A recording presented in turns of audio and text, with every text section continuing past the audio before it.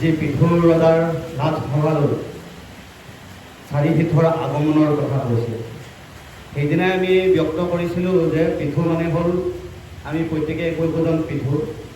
আমাৰ এই ভাগৱত ৰূপী যজ্ঞ যি হৈ আছে, এই যজ্ঞত এতিয়া চাৰিসিদ্ধৰ আগমন হৈ আছে। চাৰিসিদ্ধৰ সনত, সনন্দ, সনত কুমাৰ আৰু সনাতন, এই চাৰিটা নামৰ আমাৰ তাৎপৰ্য আমি চিনি পাব লাগিব।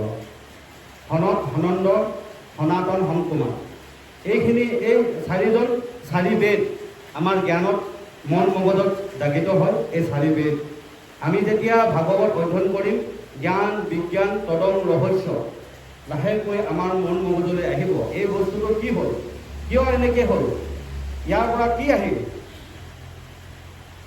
এই বস্তুবোৰ আমাৰ আমি যেতিয়া অনুধাৱন কৰিম যে আজি ভাগৱত পঢ়িছে, ভাগৱত মানে কি, আমি কিয় এনেকৈ আহিলোঁ, এই পৃথিৱীলৈ আমি কিয় আহিলোঁ, কি কৰিছোঁ, ক'লৈ যাম, এইবিলাক প্ৰশ্ন যেতিয়া আমাৰ মন মগজলৈ আহিব, তেতিয়া এই কথাবিলাকৰ আমাৰ ক্ৰমান্বয়ে আমাৰ মগজত যেতিয়া অনুভৱ কৰিম, তেতিয়া আমি এইবিলাক কথা আমি অনুভৱ কৰিব পাৰিম।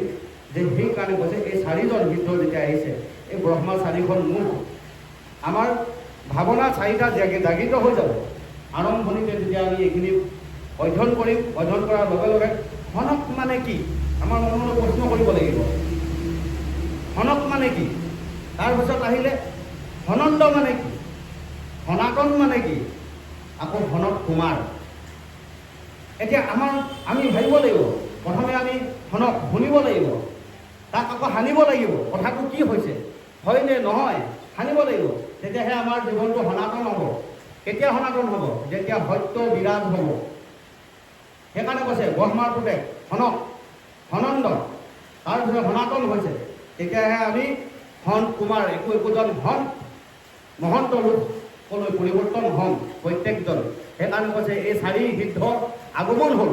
ভাগৱতত সেই ক'ত হৈছে, আমাৰ ভাগৱতত উল্লেখ কৰিছে পিঠুৰ ৰজাৰ যজ্ঞ। গতিকে আমাৰ এই পিঠুৰ ৰজাৰ যজ্ঞত এই চাৰিজন আৰম্ভ হৈ গ'ল, জাগিত হৈ গ'ল।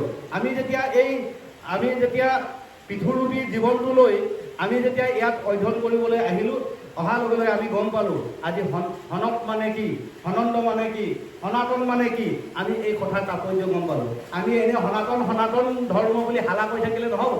সনাতন শব্দ অৰ্থটো আমি জানিব লাগিব, তেতিয়াহে একোজন আমি যে সন্ত মুনিলৈ, সনত কুমাৰলৈ আমি পৰিৱৰ্তন হ'ম। সেইকাৰণে কৈছে সনত কুমাৰ, আমাৰ কুমাৰ জীৱন আহিব।